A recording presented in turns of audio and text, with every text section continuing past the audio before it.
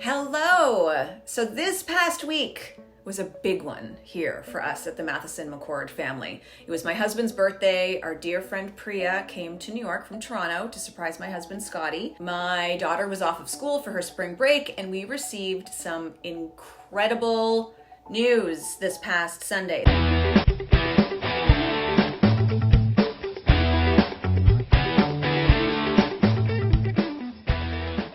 So you may have heard me talk about my husband being an actor, and last year he shot the first season of a new TV show called From. He actually spent 4 months in Halifax shooting this show last summer, or fall. And now all 10 episodes of season 1 have been aired. Check it out. It's called From. It's on Epix. And we were dying to find out if they were going to renew for a season 2. And all the fans were asking, and we were crossing our fingers and our toes and praying and manifesting, just really hoping that the show would go again. Well, Sunday morning, we received the news that From will be renewed for a season 2. We were so happy. I was just so excited for my husband. I burst into tears. It's true. He kept telling everyone that I couldn't stop crying for 30 minutes. He's not wrong. But look, they were tears of joy. They were tears of relief. They were tears of release. And so here's why this is such a big deal for us and why I ended up crying for half an hour. And also how this relates to you becoming a badass, unstoppable entrepreneur. Or really unstoppable in any pursuit of your dreams or your goals. So many of you know that we moved to New York in 2016. Our 6-year anniversary will be this August, actually. We sold our beautiful home in Toronto. We auctioned off most of our belongings and we packed up everything else we had and we moved here to New York. Now, Scotty he already had a very successful career back in Toronto as an actor. I had a very successful career as an entrepreneur. But for Scott, he wanted to grow and expand as an artist. He wanted opportunities that he knew he would never get if he stayed in Canada. And you know me, I'm all about following your dreams, making them come true. So I was like 1,000% in. Plus, I've always wanted to move back to New York. So we landed in New York. We had savings and we had a nest egg set aside because we knew it would take some time before we had a similar income situation here in the US that like we did back in Canada. But truthfully, it took a lot longer than we thought it would. And at that time, I actually had just launched a new product and program, and that took a lot longer to get off the ground than I had anticipated. And we knew, of course, that New York is expensive, but you really have no idea how expensive until you get here and you experience it, firsthand. So our savings and our nest egg quickly dwindled, and I started having panic attacks at 3 a.m. Well, I mean, it wasn't even just in the middle of the night. I remember one weekend we were walking to the park, and all of a sudden I just had this wave of fear come over me, and I was wearing my sunglasses, but the tears were just streaming down my face underneath. I couldn't catch my breath. And of course, my husband Scott was like, "Are you okay?" And I didn't really know how to answer him. I was just in this chronic state of fear. And I remember another time we had taken the subway to Coney Island, and it's so crazy. I saw this lady rummaging around in a garbage can next to the famous hot dog place, Nathan's. And there were a lot of uneaten fries and some buns that she was taking out of the garbage. And I remember having this fleeting thought that if things get to that point for us, then I know where to come to for food.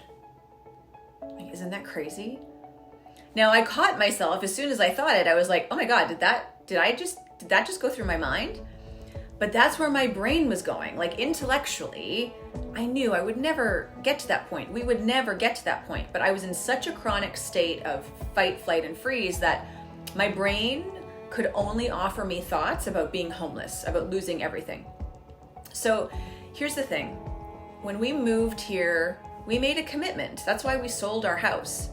And look, it definitely was not working out the way that we thought it would. But I knew deep down that we didn't want to leave New York. We did not want to go back to Canada. And Scott and I had so many conversations about this. And we talked about all of their options. And it was very clear to me that at the very core of his being, he also didn't want to leave or go back to Canada. Now, most people who would be going through something like what we were going through probably would be like, "Okay, I tried. Time to go back to Canada. I think, and truthfully, I think most people who saw us going through what we did thought we were nut jobs, right? Like, I think they thought that we should go back to Canada. I think that they thought that we should be proud that we tried to make it work, but it just didn't work out the way you thought, and then that we should probably look at the reality of the situation and then go back to Canada, where Scott could work again very easily, I could get a job if necessary, and we'd live a comfortable life. But we stayed, and here's the whole point to me sharing this. My resort, Anamaya, is not only survived a global pandemic, but it's back up and running like it was pre-COVID. I'm running a mastermind for female entrepreneurs. I launched a new one-on-one coaching program. I'm helping women hit their first 100K in their business because I'm teaching everything that I just learned over the past few years to reach that number again for myself. And that's after I thought we had hit rock bottom. And now Scotty just got the news that not only season 2 is a go, but he is being bumped up from a reoccurring character to a series regular. Look, this is all about stick-to-itiveness. This is all about belief. This is all about taking risks, right? And all of that is a big part of pursuing your dreams.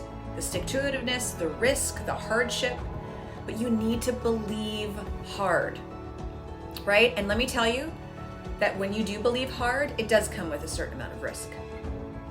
And you need to be patient with your results. But you also need to be urgent with the actions that you are taking to work towards what it is that you want. So it'll be 6 years now that we've been here, and oh my God, it hasn't been easy, but we never gave up. And look, I don't want to turn this into some weird like motivational talk or anything, but I know many of you are doing all the things and working your asses off and failing and trying again and wondering if it's all worth it or if you will ever catch a break. And you will. I want to tell you that you will. And look, if you'd like my help with that, then send me a message. Let's jump on a call. Tell me about your dreams. Paint me a picture of the life or the business that you want to create for yourself, because sometimes we need a little help. When we're in the thick of it, we need help, right? We need help to broaden our perspective. We need help to see the bigger picture. We need help to be able to just kind of see the forest from a bird's eye view, because all we're doing is just bumping up against every frickin' tree. There's links below to learn more about how to get in touch with me if that's something that you're interested in. And know this, you can do hard things. Reaching your first 100,000 is where all the blood, sweat, and tears are. After your first 100,000, yes, you'll still have challenges, but it's not the same. Making money becomes easier, growing your business becomes easier, but getting to that first 6 figures is a climb. I'm not gonna lie about that. But that's also why I know it's important for me to help others do the same. It's important for me to support other female entrepreneurs reach that point in their business. All right, thank you so much for watching. Have an amazing day, and I'll see you next time. Ciao for now.